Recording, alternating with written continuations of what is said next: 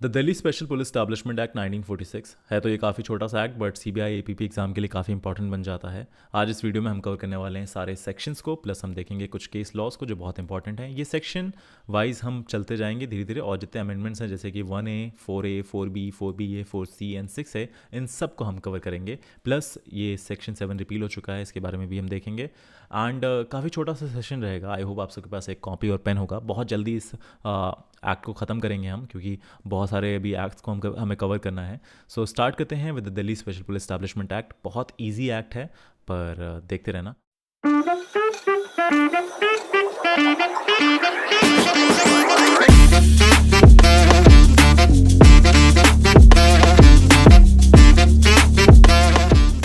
सबसे पहले एक 1 मार्क का क्वेश्चन बन जाता है कि इसका एक्ट नंबर क्या है। एक्ट नंबर 25 है और इसकी कमेंसमेंट डेट है 19 नवंबर 1946। ऑलराइट, अब इस एक्ट को लाया क्यों गया था? इस एक्ट को लाने का मेन पर्पस था एक पुलिस फोर्स का कॉन्स्टिट्यूशन करना। This act was here to make provisions for the constitution of a special police force in Delhi for the investigation of certain offences. अभी सर्टेन ऑफेंसेज कहाँ पे डिफाइंड है? ये सेक्शन 3 जब आप पढ़ेंगे तब आपको पता चलेगा कि सर्टेन ऑफेंसेज कौन से हैं। ठीक है, in certain offences in the union territories for the superintendence and administration of the said force and for extension of the other areas of powers and jurisdiction of members of the said force in regard with the investigation of the said offences। देखो, basically एक special police force बनाई जा रही है in Delhi for the investigation of certain offences. वो certain offences कौन से होंगे जो डिफाइन करेगा central government time to time. ठीक है, वो बताता रहेगा, ऑफिशियल गैजेट में निकालता रहेगा बाय नोटिफिकेशन। ठीक है, कि आपको इस चीज़ पर इन्वेस्टिगेशन करनी है। ठीक है, उसके बाद आप जब आगे बढ़ोगे तो आप सेक्शन देखोगे। पहला सेक्शन कहता है कि इस एक्ट को Delhi special police establishment act कहेंगे। ये होल ऑफ इंडिया में है। फिर आ जाता है अमेंडमेंट सेक्शन वाला, जो है कि इंटरप्रिटेशन सेक्शन। वो ये कहता है कि जितने भी वर्ड एंड एक्सप्रेशन यहाँ पे यूज हुए हैं और डिफाइन नहीं है, वो सारे डिफाइंड है कहाँ पे? सेंट्रल विजिलेंस कमीशन एक्ट में। तो उनका भी सेम मीनिंग होगा जो यहाँ पे लिखा गया है। ठीक है, ये आप वहाँ से पढ़ सकते हो। सेकंड और सबसे इंपॉर्टेंट सेक्शन वो ये है कि constitution and powers of special police establishment. जो कॉन्स्टिट्यूशन किस सेक्शन के अंदर होगी वो ये होगी सेक्शन नंबर 2।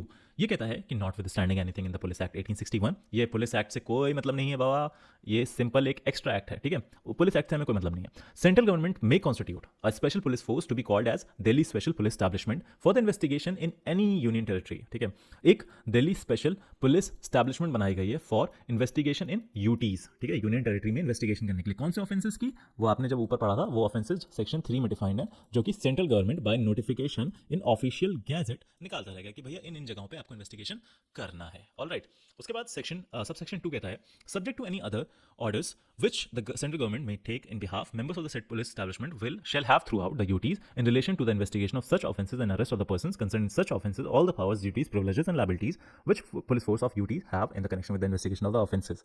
देखो, अब इतना बड़ा पढ़ने का कोई मतलब नहीं है, शॉर्ट में बता देता हूँ। ठीक है, शॉर्ट में ये कहा है कि जो दिल्ली स्पेशल पुलिस एस्टैब्लिशमेंट होगी ना बाबा, उसकी सेम पावर होगी किसी भी पुलिस ऑफिसर की जो कि एक यूनियन टेरिटरी में है।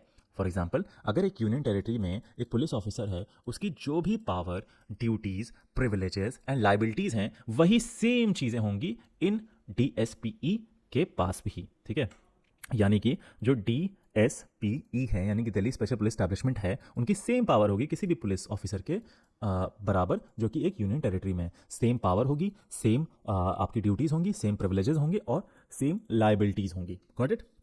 उसके बाद सब सेक्शन 3 पे आ जाते हैं। वो ये कहता है कि any member of the state police establishment of or above the rank of sub inspector me subject to any orders with central government may make behalf exercise in any duties। वही चीज़ें हैं कि ये पुलिस ऑफिसर वैसे investigation कर सकता है, same power होंगी, और बेसिकली जो officer of the police in charge होगा वहाँ का, वैसी सेम पावर इसके पास भी होगी। ठीक है, उसके बाद आपका आ जाता है सेक्शन 3 जो बहुत इंपॉर्टेंट है। वो ये बताता है कि offences to be investigated by special police establishment, मतलब कि कौन से ऑफेंसेस जो हैं, जैसा कि हमने ऊपर पढ़ा, वो ये पुलिस एस्टैब्लिशमेंट काम करेगी, उस पर एक्ट करेगी। तो ये कहता है the central government may by notification in the official gazette specify the offences or classes of offences which are to be investigated by the DSP. यानी कि जो भी ऑफेंसेस या एक्ट इन्वेस्टिगेट करने होंगे, वो central government by notification time to time बताती रहेगी। ठीक है, अब आ जाते हैं इंपॉर्टेंट सेक्शंस पे, जो कि है section 4 superintendence and administration of the special police establishment. अब देखो, ये क्या कहता है? The superintendence of Delhi special policeman in so far as it relates to the investigation of offences alleged to have been committed under the prevention of corruption act, जैसा कि मैंने ऊपर बताया था, shall vest in the commission. Save as otherwise provided in subsection 1, the superintendents of the said police establishment in all other matters shall vest in the central government, and the administration of the said police establishment shall vest in the officer appointed in the behalf by the central government, referred as to be director, who shall exercise in the respect of the police establishment such power exercisable by the Inspector General of Police in respect to the police force in a state as the central government may specify in this behalf। अब जो इतना बड़ा लिखा है इसका crux मैं बता देता हूँ। इसका क्रक्स बहुत छोटा सा है। वो ये कह रहा है कि जो दिल्ली स्पेशल पुलिस एस्टैब्लिशमेंट बनाई गई है ना, वो इन्वेस्टिगेशन करेगी। इन्वेस्टिगेशन करती है कौन से ऑफेंसेस पे मेनली? वो ऑफेंसेस होंगे प्रिवेंशन ऑफ करप्शन एक्ट के। अब जो इसका इन्वेस्टिगेशन होगा, इसकी सुपरिटेंडेंस किसके पास होगी?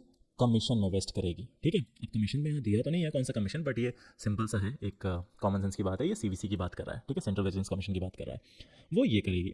अब जो बाकी मैटर्स हैं, इससे हटके जो मैटर्स हैं, उसकी सुपरिटेंडेंस किसके पास होगी? वो होगी सेंट्रल गवर्नमेंट के पास। और सेंट्रल गवर्नमेंट ये खुद तो करेगा नहीं, वो एक डायरेक्टर अपॉइंट करेगा। और वो जो डायरेक्टर होगा वो किसके बराबर होगा? वो बराबर होगा inspector general of police of that respected state के बराबर। बस इतना ही था ये। ठीक है, अब आ जाते हैं। अब जो ये डायरेक्टर है ना, ये डायरेक्टर को कैसे अपॉइंट किया जाएगा? जो डायरेक्टर होगा उसे अपॉइंट कौन करेगा? सेंट्रल गवर्नमेंट करेगी, ये तो आपको सबको पता है। ठीक है, अब जो सेंट्रल गवर्नमेंट अपॉइंट करेगी तो उनको कौन बताएगा कि ये डायरेक्टर बिल्कुल फिट है भाई साहब? तो उसके लिए क्या होता है? एक पैनल बनता है, एक कमेटी बनती है। और उस कमेटी में कौन कौन लोग होते हैं? पहला जो होता है वो प्राइम मिनिस्टर होता है। वो क्या होता है? चेयरपर्सन होता है, मतलब मेन आदमी जो होता है वो चेयरपर्सन जो होता है वो प्राइम मिनिस्टर होता है। सेकंड जो मेंबर होता है वो होता है लीडर ऑफ ऑपोजिशन, या फिर अगर लीडर ऑफ ऑपोजिशन नहीं है तो जो मतलब लार्जेस्ट ऑपोजिशन पार्टी है उसे रख लेते हैं। और थर्ड जो होता है वो चीफ जस्टिस ऑफ इंडिया या जज of supreme court nominated by the chief justice of India, एक मेंबर होता है। लेकिन अगर किसी डायरेक्टर को अपॉइंट किया गया और इनमें से इन मेंबर्स में से कोई एक नहीं है, तो ऐसा नहीं होगा कि उसको हम मान लेंगे कि नहीं नहीं नहीं हम तो थे नहीं तो आपने डायरेक्टर की अपॉइंट कर लिया, ऐसा कुछ। ये चीज़ इनवैलिड नहीं होगी और उसे अपॉइंटमेंट मिल जाएगी। वही चीज़ यहाँ पे लिखी हुई है कि no appointment of the director shall be invalid mainly by the reason of any vacancy or absence of a member in the committee. ठीक है, ये कमेटी क्या करेगी? एक पैनल ऑफ ऑफिसर्स को देगी। ठीक है, और उसमें से डिसाइड होगा कि भैया हाँ ये ज़्यादा बेटर है, ये सीनियर भी हैं, इनकी इंटीग्रिटी भी अच्छी है, इनका एक्सपीरियंस भी अच्छा है in the investigation of anti corruption cases, और ये काफ़ी टाइम से इंडियन पुलिस सर्विस में रहे भी हैं और इन्हें नॉलेज भी है, तो इन्हें एज अ डायरेक्टर अपॉइंट किया जा सकता है। उसके बाद 4B बताता है इनकी टर्म्स एंड कंडीशन क्या होंगे। इनका टर्म जो होगा वो basically not less than 2 years है। ठीक है, 2 साल के लिए तो डायरेक्टर रहेंगे ही सर्विस में, वो होल्ड करेंगे ऑफिस को, और उसे बढ़ाया भी जा सकता है एक टाइम पर सिर्फ एक बार, 1 साल के लिए एक बार बढ़ाया जा सकता है। लेकिन ये एक्सटेंशन भी max to max for 5 years ही होगा। 5 साल से ज़्यादा इनको इस सीट पर नहीं बैठ सकते ये। ऑलराइट, उसके बाद ये लोग तो हैं। अब एक अपॉइंटमेंट होती है किसकी? डायरेक्टर ऑफ प्रोसिक्यूशन की। ठीक है, कहता है there shall be a director of prosecution headed by a director. ठीक है, डायरेक्टर हेड करेंगे किसी डायरेक्टर ऑफ प्रोसिक्यूशन को, और डायरेक्टर प्रोसिक्यूशन किस रैंक का होगा? Joint secretary to the government of India for conducting prosecution of cases under this act. The director of prosecution shall function under a overall supervision and control of the director. ये जो काम करेगा वो किसके control और supervision में करेगा? Director के अंडर करेगा। ठीक है, central government shall appoint director prosecution, और डायरेक्टर ऑफ प्रोसिक्यूशन किसके रिकमेंडेशन पे आएगा? वो आएगा सेंट्रल विजिलेंस कमीशन के रिकमेंडेशन पर। ठीक है, the director of prosecution shall notwithstanding anything in the contrary contained in the rules high condition करनी। ये भी क्या होगा? 2 साल के लिए बस ऑफिस ये होल्ड करेंगे। ठीक है, और 4C appointment for the post of superintendent of police and above extension and curtailment of the tenures. ठीक है, सेंट्रल गवर्नमेंट क्या करेगी? अपॉइंट करेगी ऐसे ऑफिसर्स को भी for the post of superintendent of police और अबव, उससे ऊपर के लोगों भी, except director, and also recommend the extension and curtailment of the tenure of such officers. ठीक है, एक कमेटी बनाई जाएगी जो अपॉइंट करेगी सुपरिटेंडेंट ऑफ पुलिस या अबव रैंक के ऑफिसर्स को। उस कमेटी में कौन कौन होगा? सेंट्रल विजिलेंस कमिश्नर होंगे जो चेयरपर्सन होंगे, विजिलेंस कमिश्नर्स होंगे जो मेंबर्स होंगे, उसके बाद मिनिस्ट्री ऑफ होम के सेक्रेटरी होंगे to the government of India, उसके बाद डिपार्टमेंट पर्सनल के सेक्रेटरी वो होंगे। ठीक है, जो कि मेंबर होंगे। ये लोग क्या करेंगे? डिसाइड करेंगे, रिकमेंडेशन देंगे, और सेंट्रल गवर्नमेंट उनमें से, उन रिकमेंडेशन में से 1 या 2 ऑफिसर्स, जितने भी ऑफिसर्स की रिक्वायरमेंट होगी उनको अपॉइंट कर देगी। ठीक है, फिर आता है सेक्शन 5 पे जो कहता है extension of powers and jurisdiction of special police establishment in other areas. The central government may by order extend to any area including railway areas in a state not being a union territory the powers and jurisdiction of members of the Delhi Special Police Establishment for the investigation of any offence or classes of offence specified in the notification under section 3। ये कहता है कि जो DSPE है, Delhi special police establishment, उसकी जो powers and jurisdiction है वो सिर्फ और सिर्फ एक यूनियन टेरिटरी तक सीमित नहीं है। वो रेलवे एरियाज में भी इन्वेस्टिगेशन कर सकता है, वो स्टेट में कहीं पे भी इन्वेस्टिगेशन कर सकता है। क्या वो बिना परमिशन के कर सकता है? ये आपके लिए क्वेश्चन है, आगे इसका आंसर आपको मिल जाएगा। उसके हम पढ़ते हैं सेक्शन 2 सबसेक्शन 2 जो कहता है when by an order subsection 1 the powers and jurisdiction of members of the state police establishment are extended to any area a member thereof subject to any other orders which the central government may make in this behalf discharge the function of police officer in that area and shall while so discharging the such functions be deemed to be a member of police force of that area। ये कह रहा है कि जो DSP होगा वो ऐसे work करेगा जैसे कि वो एक पुलिस ऑफिसर है उस पर्टिकुलर स्टेट का। बस सिंपल सी लैंग्वेज में यही कह रहा है। ठीक है, where any such orders under subsection 1 is made in relation to the area, then without prejudice to the provision of subsection 2 any member of DSP or above the rank of sub-inspector may, subject to any order which central government may make in this behalf, exercise the powers of the officer in charge of the police station in that area when so exercising such powers shall be deemed to be an officer in charge of the police station discharging the function of that limit of his station। वही चीज़ है कि जो DSPE के officers investigate करेंगे वो ऐसे power exercise करेंगे, वो बराबर किसके होगी? Officer in charge of that respective police station in that area, ठीक है, उनके बराबर ही इनकी पावर होगी। अब मैंने जो आपसे क्वेश्चन पूछा था, क्या ये कहीं पे भी पावर्स अपनी वो कर सकते हैं, एक्सरसाइज कर सकते हैं, तो उसका आंसर यहाँ देता है, जो कि है सेक्शन 6 में, जो कि होल्ड करता है फेडरल शील्ड। कहता है ये है कि nothing contain in section 5 shall be deem to enable any member of DSPE to exercise power jurisdiction of in a state not being UT or railway area without the consent of the government of state. अगर आपको कहीं पे भी किसी state में या railway other than the railway areas, अगर आपको वहां पे इन्वेस्टिगेशन करनी है या अपनी पावर एक्सरसाइज करनी है, तो आपको पहले कंसेंट लेनी पड़ेगी of government of that respective state. बिना उनके कंसेंट के आप इन्वेस्टिगेशन या अपनी पावर को एक्सरसाइज नहीं कर सकते हैं। उसके बाद आ जाता है द मोस्ट कॉन्ट्रोवर्शियल सेक्शन, जो है 6A, approval of the central government to misconduct inquiry or investigation, conduct inquiry or investigation.